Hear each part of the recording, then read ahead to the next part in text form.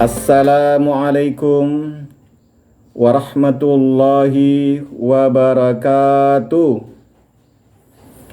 Innal hamdanillah nahmaduhu wa nasta'inuhu wa nastaghfir wa na'udzu billahi min syururi anfusina wa min sayyiati a'malina.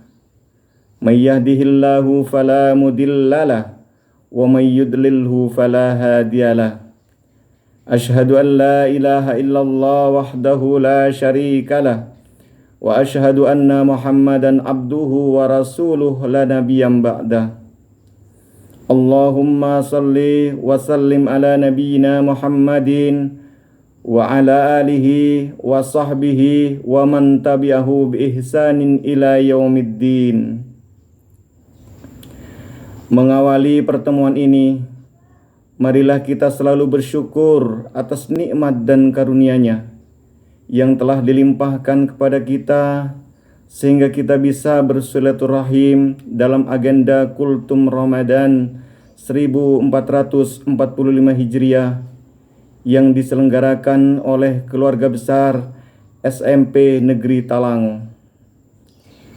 Sholawat serta salam semoga tetap tercurah limpahkan keharibaan yang mulia baginda Rasulullah Muhammad sallallahu alaihi wasallam beserta para keluarga beliau, sahabat-sahabat beliau, para tabi'in, tabi'ut tabi'in, dan kepada kita semua yang senantiasa berbuat kebaikan sampai yaumul akhir. Ikhwatal iman, para pemirsa yang dirahmati Allah Subhanahu wa taala.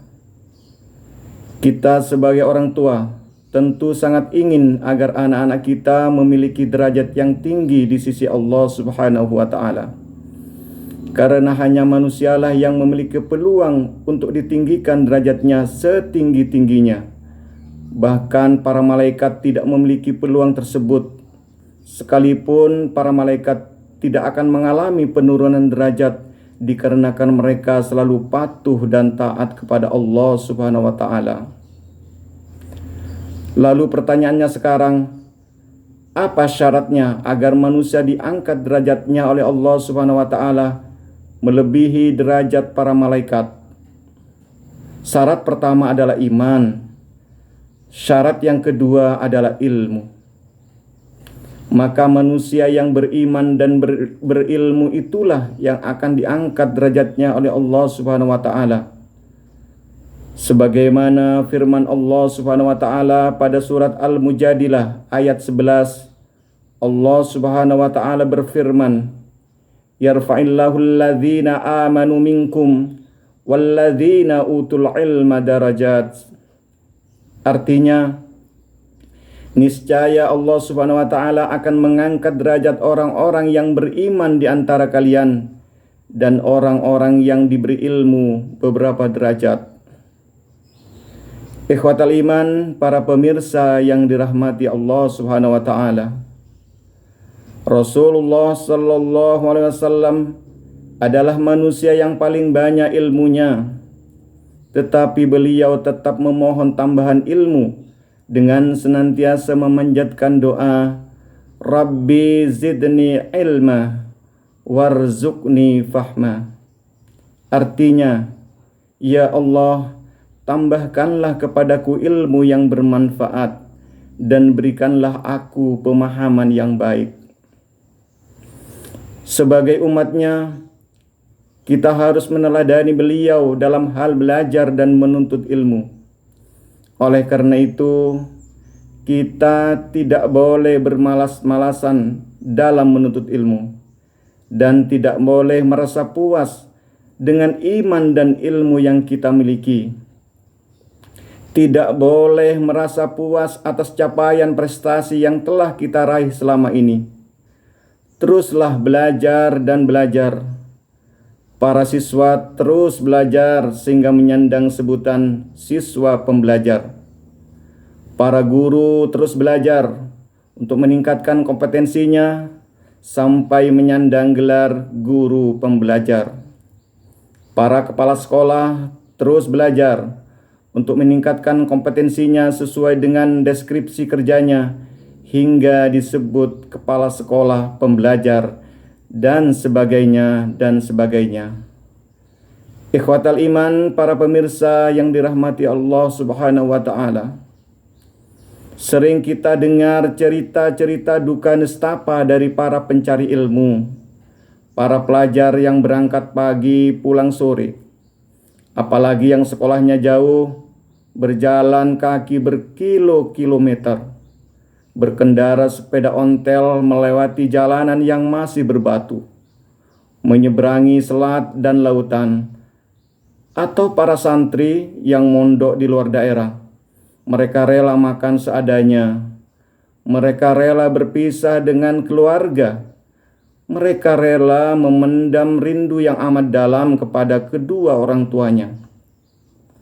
Mengapa mereka rela menghadapi kesulitan-kesulitan tersebut?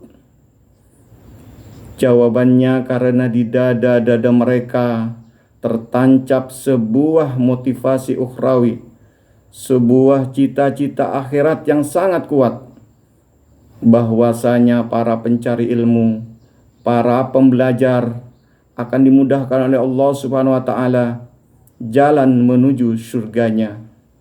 Sebagaimana sabda Rasulullah sallallahu alaihi wasallam, "Man salaka tariqan yaltamisu fihi ilman, sahalallahu tariqan ilal jannah."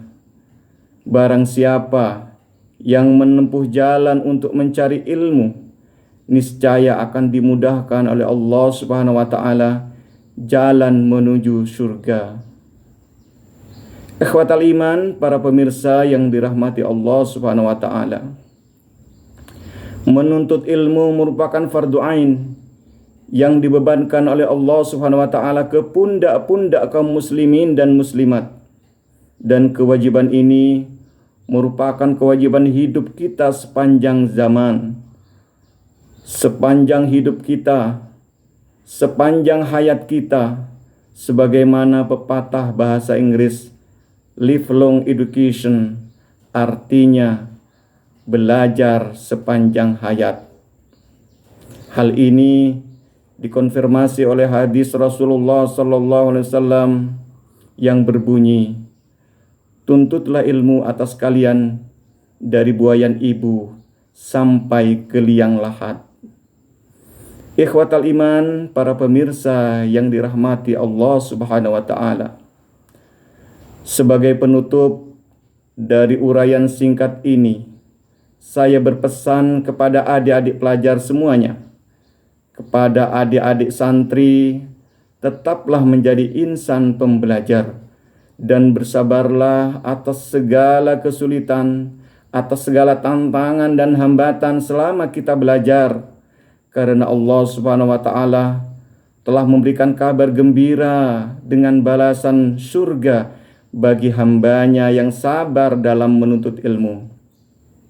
Dan suatu saat ketika kalian telah menjadi orang yang alim dan berilmu, hendaklah tetap rendah hati dan tidak sombong.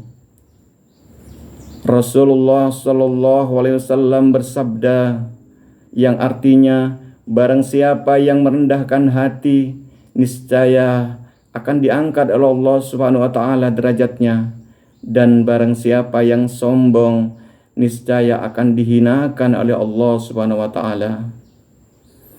Demikian yang dapat saya sampaikan.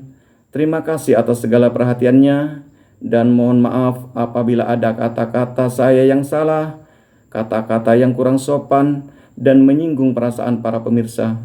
Semoga Allah Subhanahu wa Ta'ala memberikan kemudahan kepada kita, kepada anak-anak kita dalam memenuhi kewajibannya menuntut ilmu. Akhiran, ihdinas siratal mustaqim. Tsummassalamu alaikum warahmatullahi wabarakatuh.